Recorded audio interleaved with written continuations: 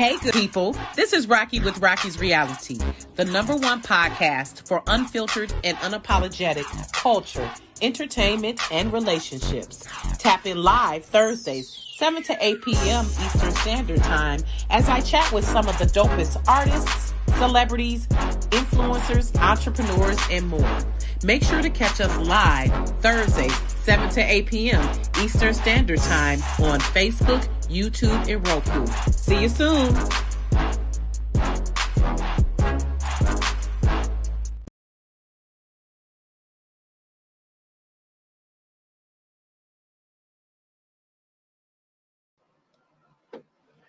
Welcome to Rocki's Reality. Once again, I got to shout out Joe for keeping me together. Right, give yourself a hand. Round of applause, round of applause. Halfway almost through the year. It's June. It was just December. Seems like the older we get, the faster time pass. Yeah. So welcome to Rocki's Reality. And tonight we are continuing with Black Music Month. We have a special guest, well, a welcome guest, a former guest, I should say, a past guest. You've been here about 3 times now. Yeah, this is my third time. Yeah, Courtney is like a friend of the show. So Courtney Benjamin. Yeah. Y'all don't know. Y'all better find out. You better get hip to Courtney. But Courtney Benjamin, for nearly 20 years, has been on a mission to create a culture of business-minded music creatives. He's been the middle and behind-the-scenes man for many artists. Expertise in publishing has gained him exposure in bringing in over $50,000, and probably more by now. It's probably a little bit more in back and unclaimed royalties for artists such as Calvin Simon, Big Proof, Rakim, KRS-One, Michael Jackson's estate, Janet Jackson, Jermaine Jackson, and more.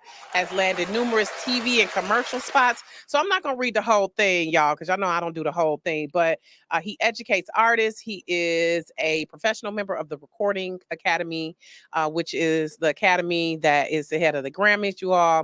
He's also part of the National Music Publishers Association. So welcome to the show, Courtney, or welcome back. Thank you. I should say. Honored to be back. I love it. And I really appreciate you for all your assistance and support. We met through Beth Griffith Manley. So shout out to Beth. I miss her. I wonder how she's doing. I know she out there on the road. Touring with Kim, right? Yeah. She got her own show coming. And just shameless plug. Make sure y'all get her album, Get to Know Me. Make sure y'all get to know Beth. But who else is it? It was another artist you had. Or who's currently on your roster? Let me start with that besides Beth. Okay, who's currently on my roster now for management is Beth, Dodie, my wife Christina Benjamin, Toot St. Louis, hip-hop artist out in North Carolina, and working with John too from Troops. Okay. You were talking to me about him, and I definitely want to explore what he's doing and what he's getting into. And Troop was definitely one of my favorite groups from the 90s, the early 90s. That's when, Video Soul, Video LP was on them the BET days. Yeah. So shout out to them. But welcome again, Courtney. So, but it's saying you a manager is just like, I think that is just like not saying enough. Because you do so much. Yeah. And you have just like a wealth of knowledge. You remind me of the guy who wrote the book on the music business years ago, and I forgot his name. It was like everything you need to know about the music business. I'm trying to remember the name of the book. Yeah, it was like it was like a big old guy book. I want to say he wrote it back in the 90s. Yeah, he got like 7 editions now. Yes. And so you remind me that whenever I see Courtney, and I love how Courtney, my fellow Aries, stands on business about the music business, and how a lot of people don't realize, it's really only about maybe 5% talent, and the rest of it is the business of it. And a lot of these creatives, we see so many stories about, they lost money, they went bankrupt, and all of this stuff, and it's because they're not educated. It's all about the glitz and the glam, and especially now, we're gonna talk about how social media has just eclipsed the industry pretty much, because we come from the days where we had to go to the store, the real store. We had to wait. We had to wait on it was release day used to be Tuesday, y'all. By the way, little music history, not Fridays. Used to be Tuesdays. We will be at Sam Goody, Music Land, Tower Records, Media Play, all of those stores waiting for stuff to come out. So you definitely been here for the evolution of the music business. So I'm probably asked you this years ago when you were on the show, but just as a refresher, how did you get into this? Well, I got into it because my wife wanted to sing. You know, she was touring with stage plays and things like that. So they kept asking her why she don't have a CD out. So I was like, well, she came home and she was like, hey, I want to sing. Everybody keep asking me for a CD. I was like, okay, bet. You know, and then I was trying to shop her to different labels and stuff like that, but she ain't had no product. I kept getting mad because they was telling me no. But then now that no product. So you saying she didn't have a demo at the time? No demo, okay, no. Okay. So you was just like, my wife can sing. I was like, hey, look, my wife can sing. Y'all need to believe in it. You know what I'm saying? I was, and she fine too. Yeah, you know what I'm saying? Like, I was like, okay. look, I'm telling you, she got the look, blah, blah, blah. They didn't care. Right. Like, where's the product? Right. And I was like, well, you know what? We ain't got no product. You know. But now I get it. Since I've been in the business long enough now, I get it. But those no's built up the unction in me to be like, okay, I'm gonna start my own then. Since y'all gonna tell me no, so I started my label. She was my first Benjamin Entertainment. Yep, Benjamin Entertainment Group. Okay. And then the rest was history from there. Okay, so she was so. How was that like managing your wife though? What is that like?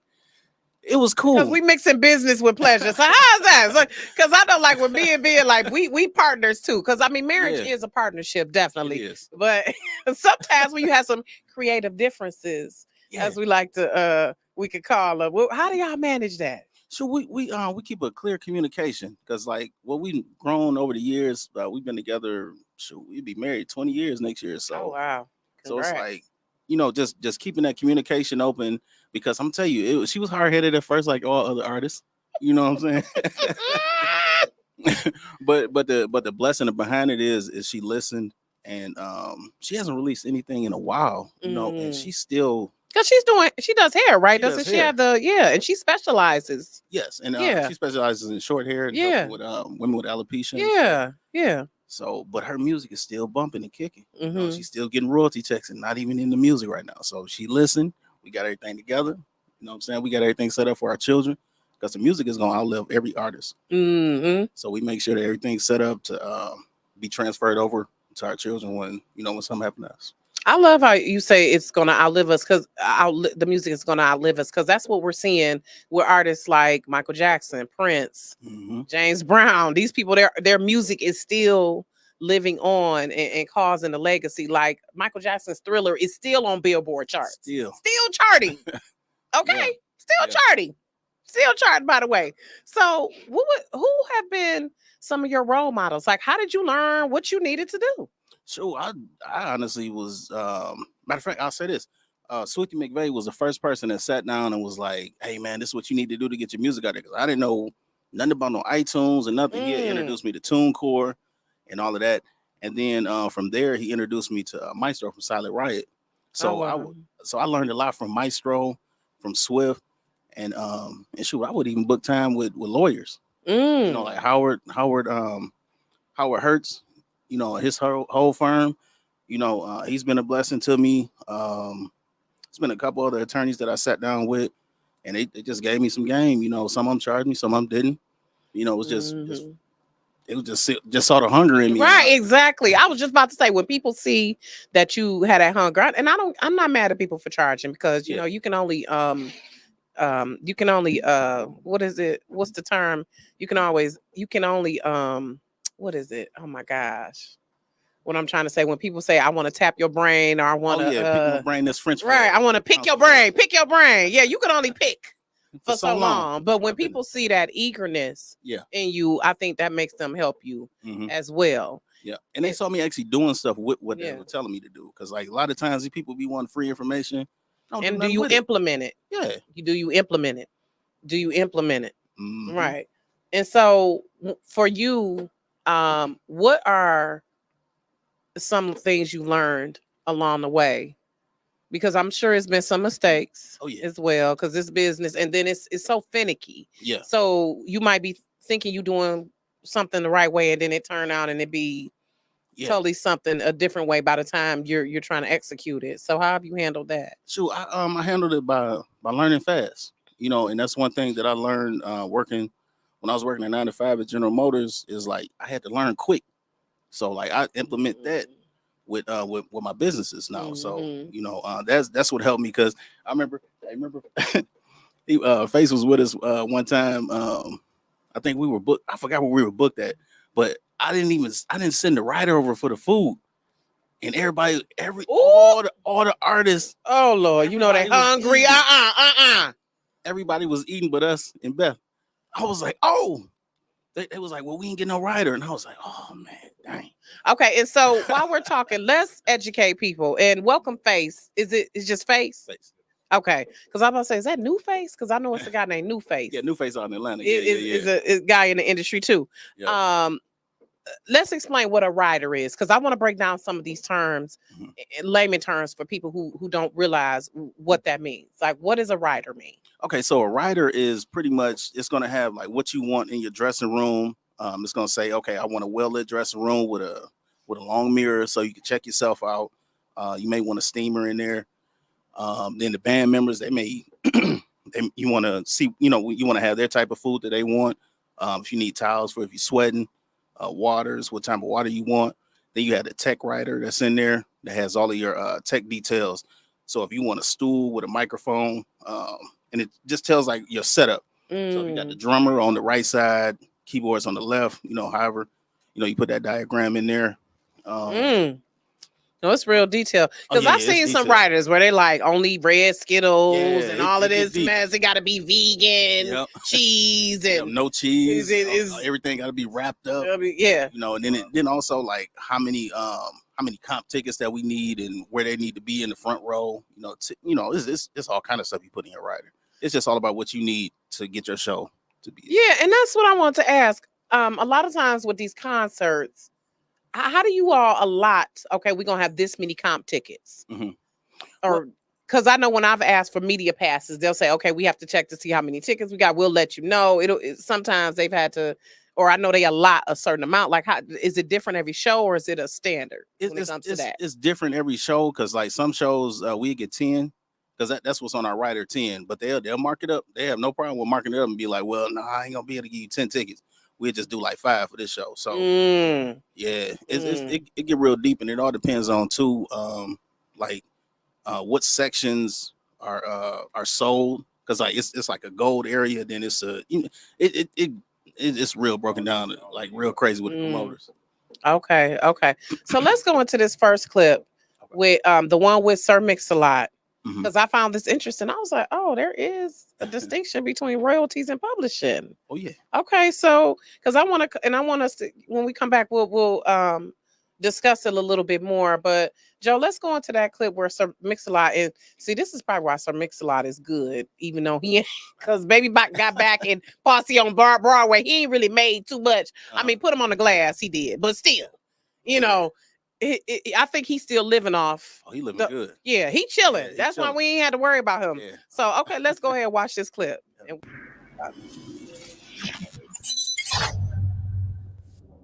So explain, to people who don't understand how publishing works and why you keep getting paid from a hit song that came out 20 years ago. Well, yeah, I'm glad you asked that question, because a lot of people underestimate publishing. I mean, when an artist is at their peak, including myself, when I was at my peak, the royalty check was everything. And that was, every 6 months you got this big lump of money from the label for records sold, and that's all you paid attention to. But publishing is a little bit different in the way it works. It's consistent, it's long money, especially if you keep your song out there, if you work it. It's not just the BMI ASCAP side. That's usually all people look at. They look at the BMI and ASCAP checks, and that comes from plays. You get plays on radio, plays on video, and they collect for you. That's cool, and that can be good money. But more importantly, there are mechanicals. For every time that song sells, you are supposed to get a mechanical share. So if let's just hypothetically say it's 10 cents. I know it's lower than 10 cents, but let's say it's 10 cents per song. Up to 10 songs on the album, they prorate it after that. Up to 10 songs on the record, and Baby Got Back is one of those songs. So that 10 cent, half of that 10 cent goes to whoever did the music, the other half goes to whoever did the writing, the lyrics. And I maintain both sides of it on probably 98% of all my songs. And that's how it worked for me. Really, it's just trying to get it done. Of course, you get people come out the woodwork that want to get checks because I was in the studio with you, bro. What are you talking about? I handed you the pen you wrote that with. But other than that, I mean, that's how it works. And it is something that even myself, I underestimated early on. We got a big publishing deal early on. It was a big check. I went out, I spent the check fast. I ain't gonna lie to you. I was stupid and young. Then I realized, wait a minute, it behooves me to go out and earn this capital back. At the time I was dealing with Polygram, because if you bust your ass to get Polygram that money back and you recoup, you start collecting. Now, let's say you own your own publishing and you try to collect yourself. Who's going to take me serious when I go, this is Mix-a-Lot calling, I need my money? Please, get somebody real to call. So I realized that earning that money back became important. And every deal I've entered into, every single one to date, I've recouped over 100% and made money again. Because, I mean, the Pussycat Dolls, here's another perfect example. When I did the song Swass, I never thought it was going to be anything. And when the Pussycat Dolls did Don't Ya, which is Swass, I wasn't combative. When CeeLo called and when Notting Hill called and said, we want to work this out, get this Pussycat Dolls song. The Pussycat Dolls were already at 500,000. So why would I come out and say I'm going to sue somebody? That's stupid. That's dumb business. It looks good on television, but it's dumb business. So what I decided to do was work with Notting Hill. Pussycat Dolls kept on cruising and they made their money. That's how you leverage your publishing. It's important to understand it's still business. Some people just protect their songs with it. I'm not saying no names. Some of my favorite artists sit on their songs for their whole career and tell you can't touch it. Then they go broke. That's not how you use publishing. Ooh. Okay. So let's layman terms. What's the difference between publishing and royalties? Well, publishing is royalties, but there's a difference between the master royalty and the publishing royalty. So the master side is the sound recording, which is like the master, what you hear on the radio, what you hear, all of that. But the publishing side is all of the writing. That's the real estate of the game. So like for as long as the life of that song or whatever, you will always get that. And that's like the composition part where let's say like let's just say like with the publishing side, you will get mechanical royalties, and there's digital mechanical royalties, and then there's physical mechanical royalties. So that the physical mechanical royalties you get from like a Harry Fox, the digital mechanical royalties you get from like MLC, and they're doing a thing, because like they're going back all the way from, I think they're at 2013 now, getting all the back royalties from the all the streaming services that weren't paying mechanicals. So like we're getting big checks now, you know what I'm saying, from all of that. And who is Harry Fox? Those are Harry Fox. They handle the digital. They're like a firm, they organization. Okay. They handle the hard copies. I'm sorry. Okay. Not the digital. Digital is mechanical.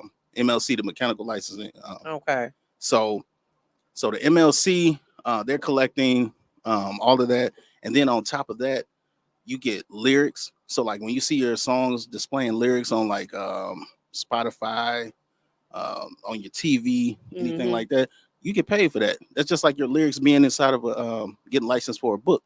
So you get monetization off of all your lyrics every time somebody pull that up. What about when they post it in their stories? When they post it in their stories, you get a royalty off of that as well.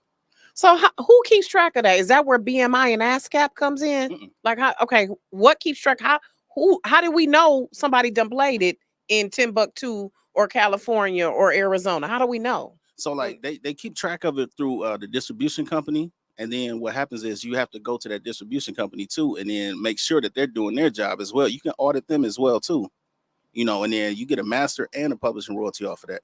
So all they got to do is play it at least, I think it's like 15 seconds or something like that. It could be a little bit lower than that, but as long as they play it that long, you get paid off of it. Okay, so what?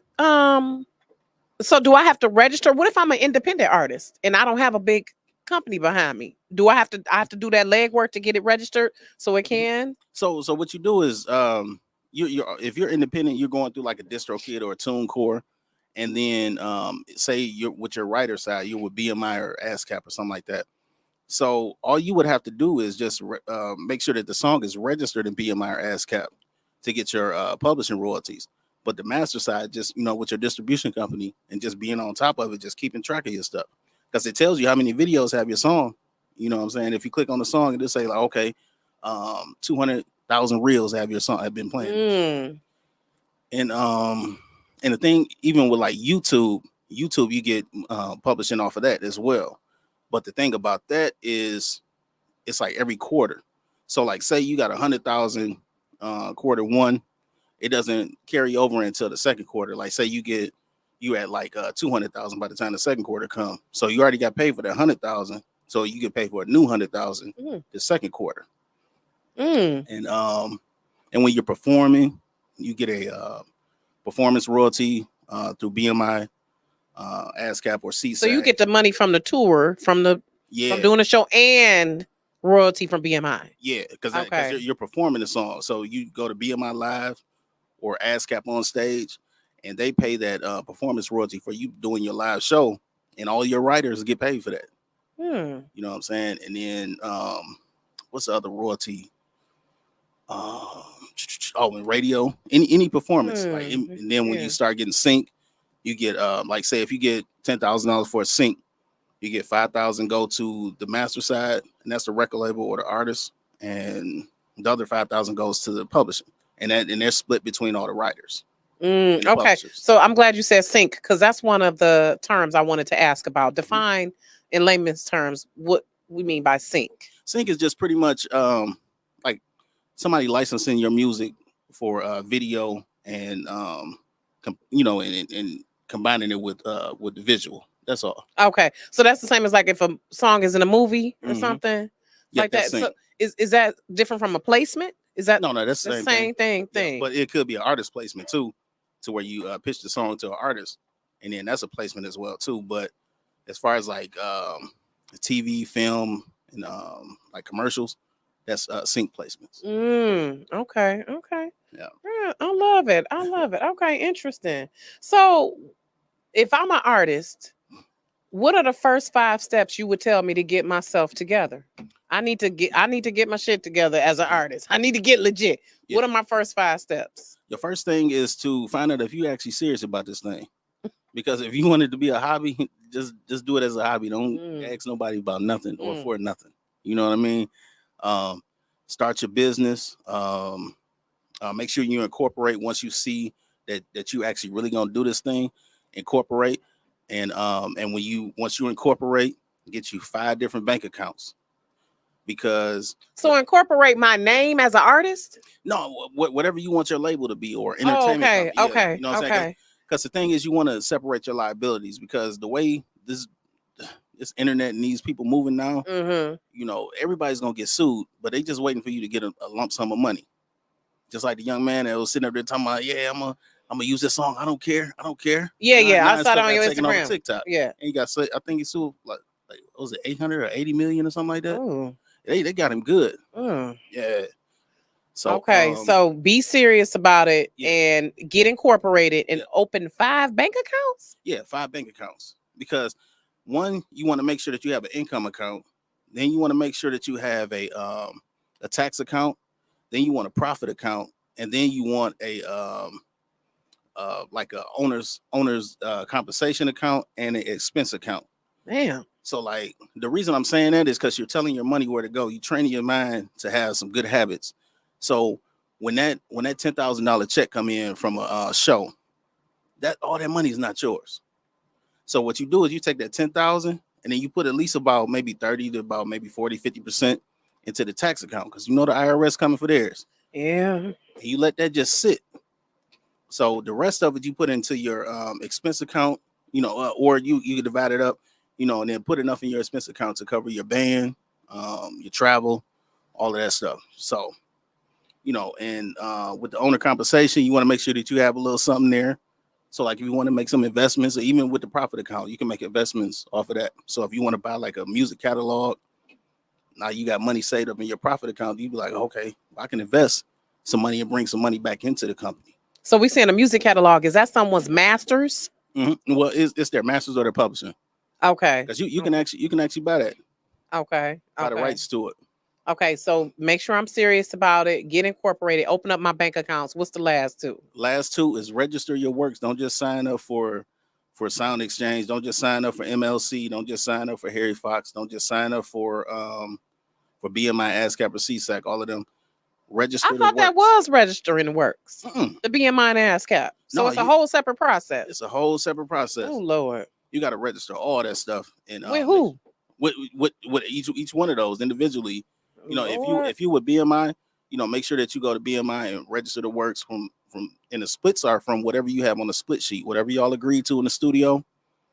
What if y'all ain't agreed to nothing? If y'all ain't agreed to nothing, it's 50-50. Because I'm just saying, like, a lot of times probably people be in the studio. I mean, are y'all really talking about, oh yeah, you gonna get this? And that's you gonna get this amount when I mean, and that's the thing too. Like a lot of people be saying like, oh, you doing too much, this and that, and try to deter them from doing it so they could do it themselves and go behind your back. So make sure that this stuff is registered. And because like some of these artists, man, like they'll sit up there and get a record deal, and then like the record label will be like, hey, I need all the writers' information. They'll get all the writers' information, and then that artist not only gonna care about all the writers that's supposedly their friends, and don't even care about if they getting paid or not. And then come like I even did a Instagram thing the other day. Song was #1 on the Billboard charts. Song still ain't registered. It's been over a year. All them songwriters ain't get paid nothing, but they supposed to be your friends. You know what I'm saying? So can they come back and get some recourse from that? Yeah, they can. But if they don't know and not paying attention, it just keep on being swept under the rug. So is that why it seems? And I don't know if this is true, that writers get more than the like. Does that gives you leverage when you are one of the writers? It gives more so than just performing the song. It's the copyright. Whoever owns the copyright is the one that has the leverage. That's the deed to everything. So like that's your digital real estate. So if you got the copyright, you got some leverage. But it's like it's even some instance where songwriters don't even get taken care of the right way. So it's like we be having to go after people. Is there a union? Yeah, there's there just now is getting ready to be formed one. Tiffany is doing her thing, getting together some stuff for the songwriters. So okay. Yeah. Good evening to everyone watching. What's happening? Okay. That's a lot. Yeah, it is. It is. My brain will hurt as an artist. So as a manager, what do you say when you like, what is your portion that you get from the artist for managing, for having to keep up with all of that? Like, is it a certain portion you receive? Yeah, I get 20%. 20%. That's a standard. Yeah, that's a standard. That's a standard. Yeah, fits anywhere between 15 to 20%. And then the crazy thing is like the manager is always the most unappreciated, looked over, trying to get over on portion of the situation. Because like sometimes we even go like 2 years without getting a check. That's fact. Oh hell no. You know what I'm saying? Because like yeah, man. House sway. Yeah, that need a sound effect, Joe. I'm like, what? 2 years. Now 2 months is long enough. Shit. Yeah. 2 months. Because when I write an article sometime and they like it's net 60, I'm like, oh my God. Yeah. Sometimes I be done forgot I did the shit. But I have to put it on my calendar like this. I'm supposed to be getting paid. Like, wait a minute. Yeah. Courtney, I'm telling you, man, listen, I'm feeling some five heartbeats energy. Like I'm gonna hang you over a balcony. Like I'm sorry, you ain't gonna take 2 years to give me my money. Yeah. No, it ain't happened to me for no 2 years. You know what I'm saying? But you done seen it. I done seen it happen though. 2 years. And that's a long time, man. That's a long time. It's crazy, and this the crazy thing about it too is like managers. Like we help in negotiation for record deals. We help in let me see what else. Like managing the project when it come out, blase split or whatever. And then you will have getting your artists in Times Square. Yeah, you know what I'm saying. And then you'll have an artist that'll sit up there and try to cut you out of the whole record deal. They'll try to cut you out the record deal. They'll try to be like, hey, make sure that they don't get a piece of because they didn't bring this to the table. But who's managing it when you start when it start coming around? Who's sitting up there on the phone with the CEO, the attorney, and all of that stuff? All them days, all them nights, right, bugging me. It's not 9 to 5, right? You did. So Listen, see, that's why I'm feeling big red energy Hey. hanging you over this balcony for real. yeah, Because you're not about to play about my money. That's crazy. for real. All the hard work. But that's what people, I think as creatives, period, people don't realize Yeah. the stuff we do behind the scenes. Facts, Like they as a don't. publicist, I'm seeing that. And even as a writer, I've seen that how people do not realize the time and Mhm. dedication and work, Heck yeah. the tedious work that it takes to get into that. So I want to, and we're gonna go to this question. I saw someone's asking, what happens if your music was stolen? How can you claim rights? True. If it was stolen and you can prove it, all you got to do is have that copyright. Copyright at copyright.gov. F all that poor man's copyright. Copyright.gov is what's gonna hold out in court. Take them to court. Don't be scared. I learned this from What if I didn't do that though? if you Yeah, if, what if I didn't go to copyright.gov? What if if I you didn't ain't get go it to copyrighted? if you ain't And go I to know they stole my copyright.gov, shit. I'm sorry. It's gonna be rough. So you know. I need to, that's why I need to handle the business. You need to handle the business because like it's even a young lady that's out here teaching feature artists. If the main artist don't copyright it, y'all do the copyright and then y'all own the song. If we did a duet Mm-hmm. and you just did a little bit of duet, a little bit of feature on my song, Yep. I can come and try to claim your song. That's what she was teaching. She was like, Ooh. well, if they don't know their business, you know yours. Now you get paid. You get paid off of it. This It's a dirty sheds light business. on why people fade to black. Yeah. That's why people be fading to black and don't be wanting to be bothered with the bullshit. Yeah. Because that's crazy. So explain to me BMI and ASCAP. Like, what do they do? Like, what? They collect all of your performance royalties. So Okay. anytime- And they the same type of, yeah, they they the just same, two different just two different brands, lanes. Yeah, pretty now much. Okay. now BMI is for profit, and all the rest of them are non-profits. But BMI used to be a non-profit. So Okay. So what do we mean by stuff like Q sheet Mhm. and metadata? Like some of those terms. yeah, a Q sheet is how you get paid from sync. So like on a Q sheet, it'll have all the writers, it'll have the name of the song, how long it was played, what it was used for, how long it was used, and that's how you get paid. It could be a background, it could be a trailer, all of that. So if that's not turned into BMI, ASCAP, or CSEC, your back end royalties will not be received. So you got to make sure. You can even call BMI and say, hey, look, my music was in Bad Boys 4. Can you see if the Q sheet was turned in? They'll put you on hold for about 5-10 minutes, look it up and say, hey, we haven't received it. So if you can reach out to the production company, I was about to say, who's supposed to turn in the Q sheet? Production company. Yeah. Woo. Yeah, because I didn't even went after a lot of Tubi movies. And had movies in there.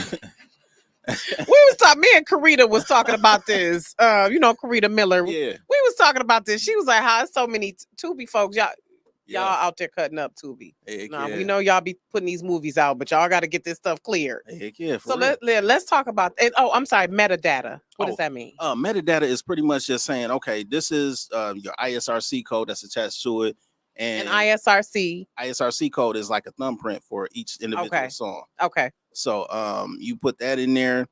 You put your name, your splits. You can put that in your real name, and then your artist name, the title of the song, and all of that. So when you submit to a music supervisor and they put it in Apple or something like that, it don't just say track 1, track 2, or right, got you. So yeah, it's all the data that goes in the inside. Got you. Because I'm learning. Because I was sent Damon Fletcher, which actually he'll be here next week. Damon Fletcher, I sent his information to Rita, and she was like, "I need an ISR." I'm like, what? So I'm texting like, "What does this mean?" I'm googling like, "Lord, what does this mean?" Yeah. So wait a minute, Karan, or sorry if I'm mispronouncing it, is asking, poor man's copyrights don't hold up in court. What is poor man's copyright? Poor man's copyright is like I'll copyright my lyrics and then I'll mail it back to myself.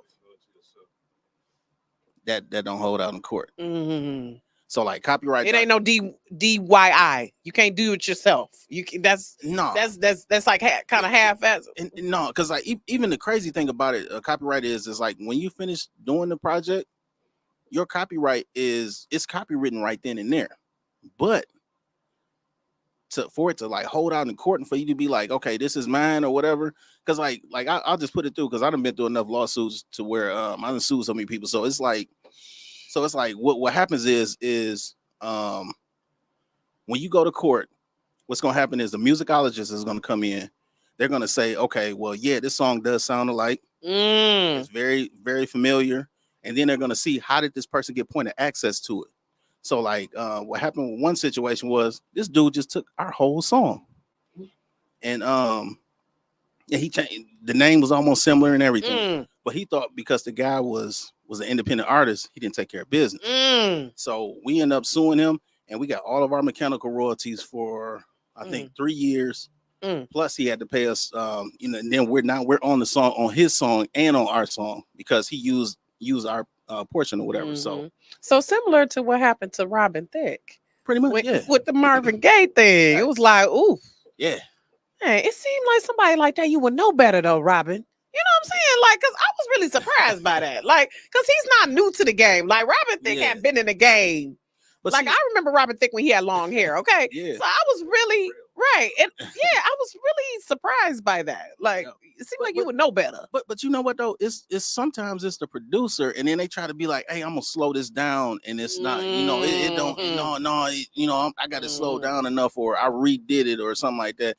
And then you still got to get it in, what's it called, interpolation or something like that. You still got to get permission. You know what I mean? Interpolate. Interpolate. Yeah. Yep. And if you don't get the permission, you know, there's repercussions from it. Right. Because it's a difference between a sample and an interpolate. It's some slight differences, right? Yes. Yeah. And wow. This is a lot. Yeah, don't do that poor man copyright. Don't do it. Copyright.gov. Copyright.gov. Okay. So while we're speaking of that, what are some resources and tools that you use to help you do your job, Courtney? How do you stay up on the industry buzz? How do you know this is the newest this procedure? This is the newest that. This is what's happening. How do you stay up on that? What are some resources you use? I read a lot of books. Donald Passman, for one. Every time he have a new edition come out, Donald Passman. Okay. Yeah, and that's all you need to know about the music business. Yeah. Then I read Verity magazines. Verity, VER. VARIT. Yeah. Something like that. VARI. Okay. Church. Y'all Google it. You know what I'm saying? Hollywood Reporter is another one. Okay, yeah. Billboard magazine, I have a subscription to that, so I gotta stay up on. And Billboard Pro is Billboard Pro, is where you really gonna see the stuff. Facts. Yeah, you gotta pay for it, y'all. And I go to a lot of networking events and a lot of conferences. I go to business conferences and music conferences. If I'm not speaking at it, I'm still going. You know what I'm saying? Because like I want to know what the heck is going on. Yeah. You know, and it's always good to learn from other people too that's been in the game. Because like I just did an event with Jermaine Dupri, and I'm like, man, you know, and sometimes I used to get that imposter syndrome, and I'm like, well, you know what God said, exactly. If I'm here, God exactly got me here for a reason. So they people too. Exactly. They people too. So let's talk about that a little bit. Like people you've encountered. Is there someone you met and you were like starstruck? Or like, what would have been some of your favorite memories of meeting celebrities? Because we know some of them are not always pleasant to meet, but would have been some pleasant ones where you was like, okay, they was a cool person. Yeah, Calvin Simon, he was almost like a father figure to me. Me and him was cool all the way up until the day he died, and I ended up helping him, managing some things for him.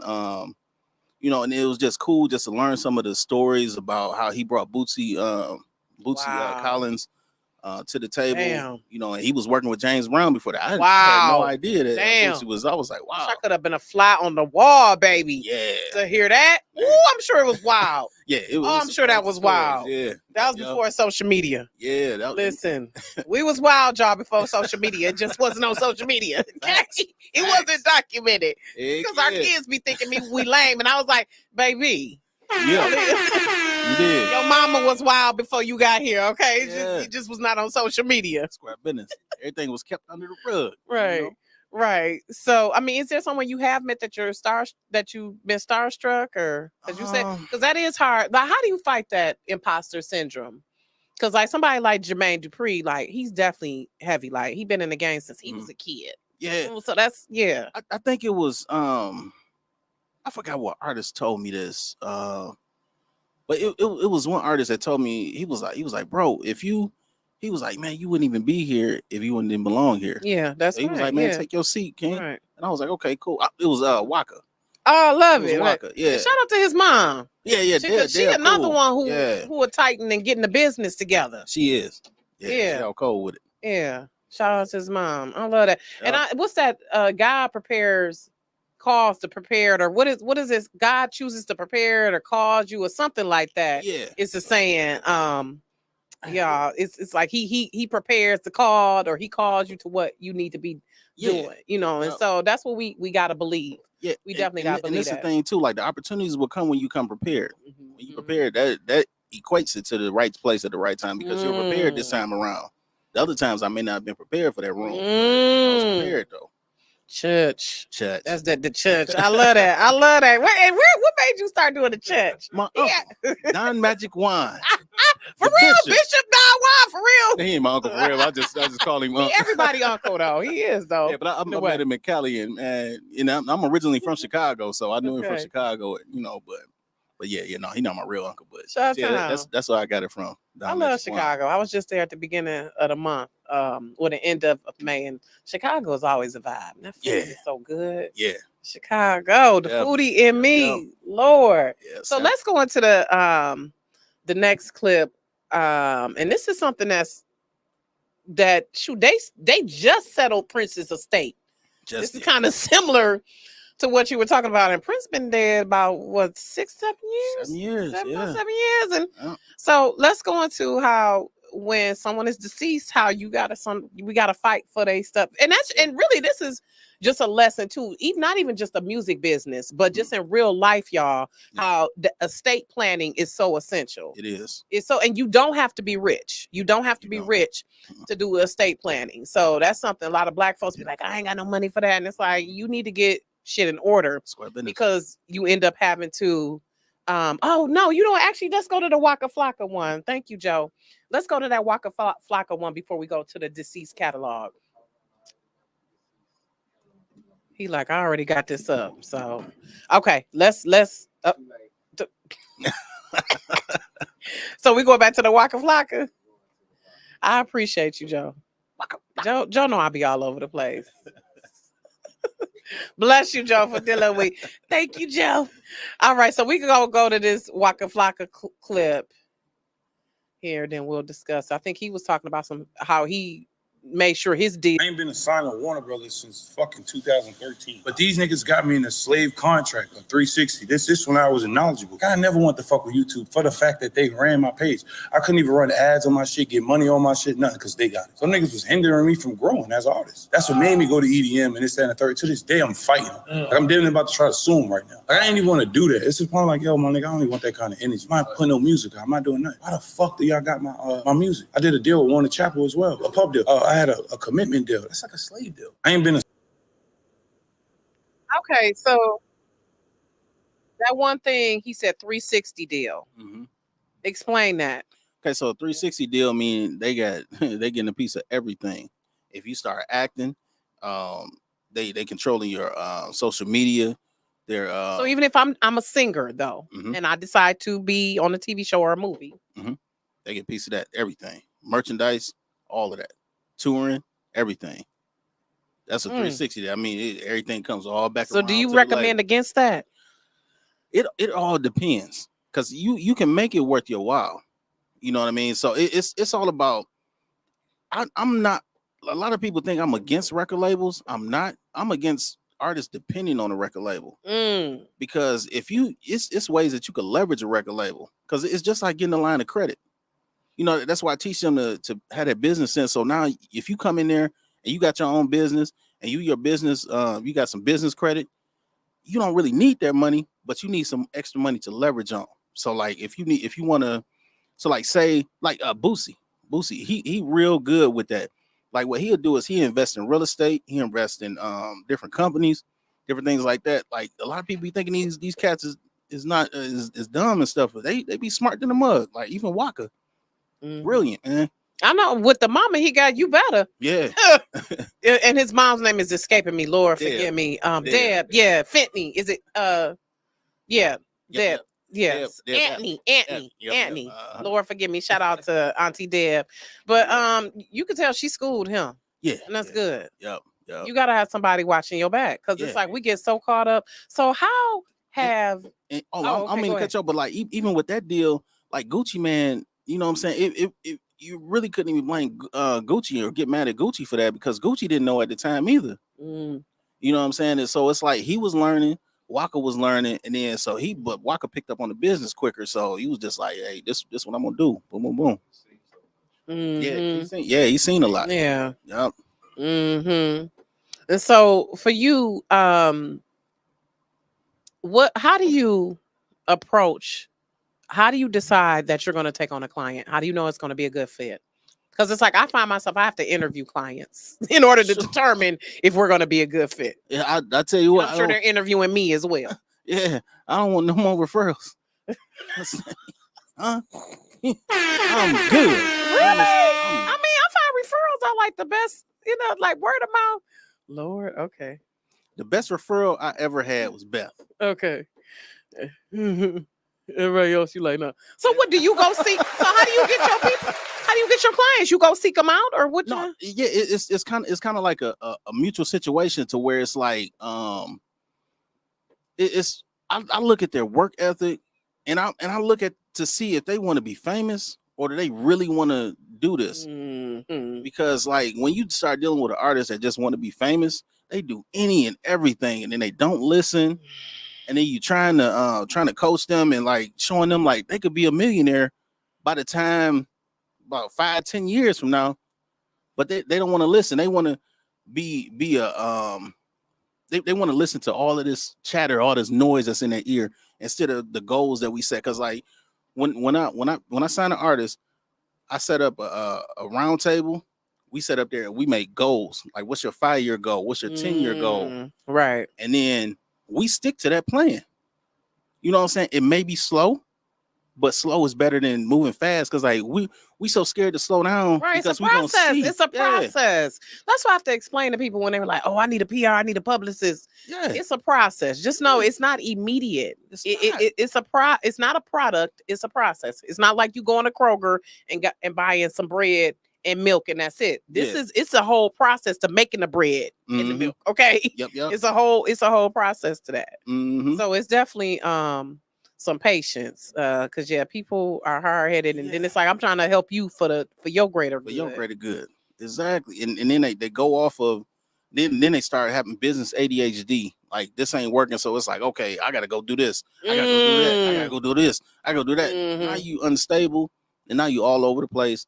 We off track, we off plan, but then I'm the one to get blamed for your downfall. You know. So wait a minute, you don't. Okay, so how do you suggest they diversify their money though? Because we know music is not always gonna, just like an athlete, you need to be. And Magic Johnson is the perfect example. Look, I'm about to open up all these different things. To generate more income. So how do you? But see, that's the thing. You got to stick to one thing long enough to build some capital off of, and then you take that money. That's what. Remember, I went back to those 5 bank accounts. Now you got some capital in there that you could do this, and then you getting your personal credit together. Even if you got to get a job to get your personal credit together, you get $100,000 in business credit. Okay, now we got a budget that we can start budgeting different things out with. So okay, we're gonna take maybe 20,000 of that and we're gonna invest it. So that's how that plays out. They the things that you don't see behind the scenes, like with T.I. and all of them, these cats be having like big lines of business credit. And then they have like some of these record deals that they get, they'll go to like the highest bidder and be like, okay, boom.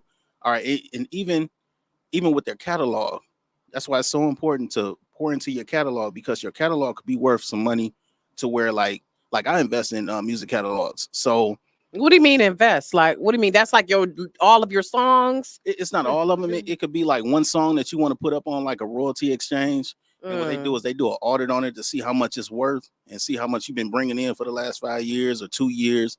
And then they'll say, okay, we're going to set a bid for this. So that song may be $10,000. So, okay, I invest in that song, $10,000. So that $10,000 goes into advance to whatever that artist or writer is. You know what I'm saying? And I'll have like maybe 7 years that I could, gain to get my money back off of it as well, too. So it's almost kind of like a stock thing, too. So, okay. So you just want to make your music valuable. So like, even if an investor come in, you're like, okay, this may be some money that I need to play with. Cause like Jay-Z even had one of his songs. I tried to get one of his, but that junk went up to like, I think 275,000. And I was like, yeah, no, I'm not doing that one. Wait a minute. So you could buy the song? You could buy the rights for a certain amount of time, or you could do it for a lifetime. Is that similar to like with Michael Jackson when he bought the Beatles catalog? Mm-hmm. Okay. And so what is this when people say, "Oh, I got my masters"? When they say they got their masters, that's just pretty much meaning they got rights to be able to do whatever they want to with that master. It's not locked down to no record label. They could go and redo it. They could actually redo it 7 years after their contract. You know what I'm saying? Mhm. So if you remaster it, but when you had your original masters back, you could take that and be like, okay, I'm about to release it on DistroKid or TuneCore. I could do my own thing with it. That's what that means when they got it back. I love that. I love that. I don't mean to go back. No, go ahead. Go back. Yeah. There was another 2 referrals. Kima and her daughter as well Okay. too. Them was the dopest referrals too. Okay. as well. Kima from Total. From Total, yeah. Okay. Yep. Yes. Aren't they on that Queens of R&B? Yeah. Tour now? Kima, Total Yes, is. Total. Come on, Total. They one of my faves. Yeah. Come on, yeah. Total. Love that. I still got them CDs. Listen. Heck yeah.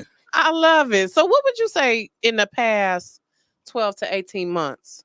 What achievement within what achievement by your organization, your company, Benjamin Entertainment Group, within the past 18 months, or even a recent development that you would like to highlight? Something that you like, oh, this was a big win. Sure. I'll say one of my artists ended up getting approved for I think $100,000 in line of credit, and then she was able to invest and start her company. You know what I'm saying? So that's where we start getting everything situated to where you can start diversifying that money. Yeah. And so who gives out business credit? Is it banks that give out? Is it special entities that give out business credit? It's sure that's the beauty of it. It could be a bank, it could be your credit union, it could be some grants. You can get grants. They got grants just for entertainment. Oh. You know what I mean? So it's a lot for women-owned businesses. You're a women-owned if you're a woman that's an artist and you own that company, that's a grant right there that you can get.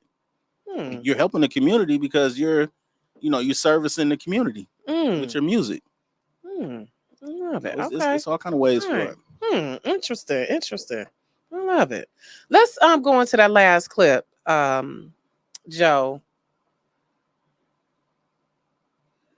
And this is no, not that one. Even though shout out to TT, but we're gonna the deceased one. Yeah.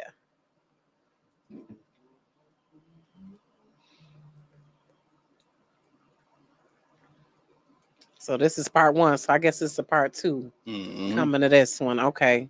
Maybe you can share a little bit of part two with us. Last will and testament or trust documents. Just go to BMI, ASCAP, or CSAC, fill out the estate questionnaire.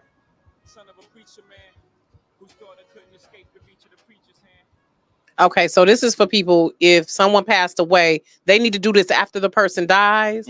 So does it have to be the executor of their estate, or can it be a family member? Who needs to go there and do that? Whoever has the either if it's a power of attorney or if it's a that's why it's so good to have a trust too.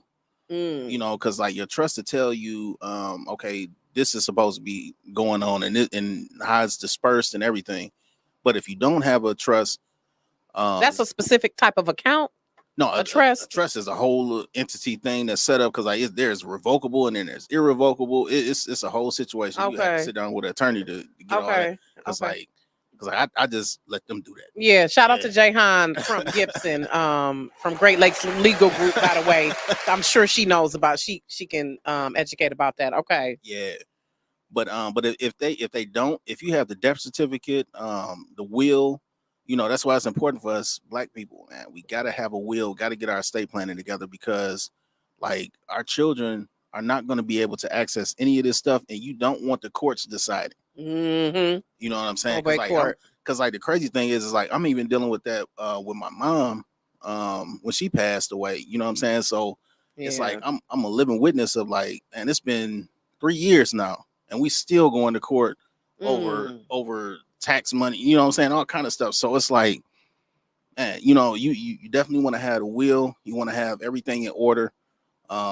Have the death certificate, and then fill that form out, and then you should be able to get access to get that transfer of rights over to you, and then you could do the same thing and transfer the rights over to your children, because the music is gonna outlive you. So you just keep on transferring that wealth, and have somebody in the family that's gonna kind of learn about the copyright and stuff, kind of like how Isaac Hayes' son. Yes, Man, he's so dope. Shout out to him. Yeah. Yes, and I keep thinking of these different examples.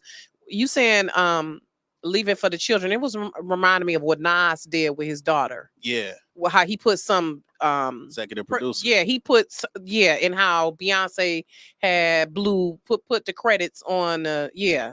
So they always get a piece of that master. Like Yeah. Even DJ Khaled got it. His son is the executive producer on there. I love So it. he'll So always get money. So they don't have to be over 18. It could be anyone. Yeah, it Be could an be anyone. exec- And even with BMI, you could get like a you can get some kind of it's some kind of form that you could use if they're under 18, Okay. and they get the royalties. Yep. I love that. So what would you say, and we got to wrap it up. Dang, already. What would you say is the biggest issue facing music now? Biggest issue facing music now is this doggone internet. It's interwebs. God dang interwebs. Spotify. All of this bull. Oh, Lord. So like Mhm. I would say like all of these YouTube beats and beat stars and leasing beats and all that stuff, it's messed the game up so bad to where like all these artists think it's somebody scamming them when a producer says, okay, I get 50% of this because I created the music, you created the lyrics, so it's 50-50. They saying, no, that's a scam. If I had to pay for the beat, blah, blah, blah, why should he be getting some of my publishing? Because he created the music. Yeah. You know what I'm saying? Wait a minute. Let's go. Leasing beats? Leasing beats. And you can't What does that mean? What does that mean? leasing beats. I ain't never heard of that. Yeah, they got these they got this thing where they leasing beats, and then like the artists are putting them out, and then they go viral. They try to get synced, and then they can't even do nothing with it because they don't own the beat. And then it's like 25,000 other people that got that same beat because they're leasing it to them. They didn't register it. They didn't go through the process. No, they're actually leasing it. So it's like say you got some music. Renting a beat? Renting the beat. You That's renting it. the beat though? Renting the beat. How you? And that you don't ain't, sound and right. you ain't the only one with it. That ain't. And then they tell you that you get exclusive Where's rights. the integrity? Ain't no integrity. I don't know, man. And that's why you say the internet, because and then it's making everybody think that this stuff, like everybody wants their year 3 to be somebody else's year 15. That's structured. You know what I'm saying? And you in year 3 unstructured. So it's like, man, it is the internet just really effing up everything. So, because that was gonna be my other question. Like, do you think social media has, in a way, helped or harmed the industry? Yeah, I mean, it's a gift and a curse. I see. It's a gift. It's helped, but it's hurt in some ways too. What it's done, what social media has done is it's caused attention to be a new drug. So it's like everybody wants to be famous, but they don't understand you could be internet famous, but that don't mean nothing. Exactly. You could be internet famous and don't have a dime in your pocket. Right. You know, but they be smiling and cheating like they do, and I didn't seen it. Right. All on TikTok. Yeah. Man. Right. And it's Then it fades out. And my issue is those who really have the talent do not get the due that they deserve. That's my frustration. Yeah. A lot of times, like people who actually are putting in the work, and who are actually the artistry. There's really something behind the artistry that gets overshadowed. Yeah. By all this glitz and glam. Yep. That's what gets me at times. And you know why though? And I'll be like, y'all just making anybody famous these days, right? Yep. And you know what? They can't be manipulated. That's why they get held back so much. But it's better to do it slow and correctly than to do it fast. Because like I was saying earlier, like everybody wants everything fast, but you know, you're so scared to slow down because you're gonna see everything that you're missing. You're gonna see all the stuff that you need to do, and it's actually work. So yeah, it's a marathon, not a sprint. It's a marathon. It's a marathon. So I really appreciate it, Courtney. I always learn so much from you, and I appreciate us working together. And we family. Cheers. I really appreciate you. He flew in town, y'all, to be on the show. By the way, I know you probably got some other stuff that you're doing. No, but I was like, Courtney, we could be on StreamYard. He was like, no, I'm gonna fly in. I'm like, listen, let's go. That's that big Aries energy. We be Yeah, like, man. listen, I need to be in person. So Yeah, I yeah. appreciate you. So I want to end with my five favorites. Okay. This is my I like to end with five favorites. So Mhm. what is your favorite part of your job? Favorite part of my job is helping serving artists and songwriters. Okay. Favorite food? Favorite food, Chinese. Hey, I ain't no Chinese in a while. Yeah. Yeah. Just had some yesterday. That sounds good. That sounds good. Some shrimp egg foo young sound real good right now. Favorite travel destination? Favorite travel destination, I'll say Dubai. Oh my goodness. Oh, I need to go there. I love it. That's definitely on the list. Okay. Favorite artist? My favorite artist is I know that's hard. It's so many. I'll say my favorite artist is I don't know, man. I know it's so hard. Many, man. I'm just gonna go with them thugs, man. Boom. Oh my Busy. God. Boom, boom, Yeah. boom. Listen. Oh my God. Shout out to Bone Thugs and Harmony. Yeah. I love it. I love you. Can make me pull out that. You can make me pull out that CD when I was listening to the Chronic earlier, y'all. The Oh, Chronic. okay. I was in the car like, man, 92 seemed so far yet so yesterday. Yeah. I'm sitting there listening to that like, Lord. Okay. What is your favorite accessory? My favorite accessory is watch. Your watch. I see. Put the watch. Yeah. Is it a Rollie? I mean, it No, look it ain't no Rollie. It's but it's- Invicta. I'm addicted to them. Uh. Invictus, oh man. Invictus. Invicta, Yeah, that's banging. Thank you. I was looking at it. I mean, do we got some knives come out of there? What else is in that watch? That look like a James Bond watch. That shit look Yeah. like it can do like 8 different things Yeah, make me besides teleport tell and everything. time, all of that. Like you Yeah. could just zip yourself to another dimension with that shit. Uh-huh. I love it. You know we got to be silly. But I appreciate everyone for watching. Thank you again, Courtney, for coming. I really appreciate you. And I look forward to us working together. Yeah. Please know whatever you need. You already know. Yeah. Y'all got me in y'all back pocket. You know, For Beth sure. know I love her. Yeah. Straight just adore her. I love everything that you do, and I love how you just keep her together and keep the other artists together, and how you just educate people. Now you just be dropping knowledge. I'm like, Courtney, these folks don't know. Y'all need to follow him. Yeah. Follow Courtney. So where can people find you, Courtney? They can find me on Instagram at Courtney Benjamin Music, and CourtneyBenjamin.comey.io is like all of the resources, everything you need to know, and BenjaminENTGroup.com. For sure. Y'all make sure y'all follow Courtney. Seriously. So thank you again, Courtney. I appreciate Thank you. Thank you to everyone watching. Next week we'll be back with recording artist Deep and also Damon Fletcher as Black Music Month continues. So thanks again for watching Rocki's Reality. Church.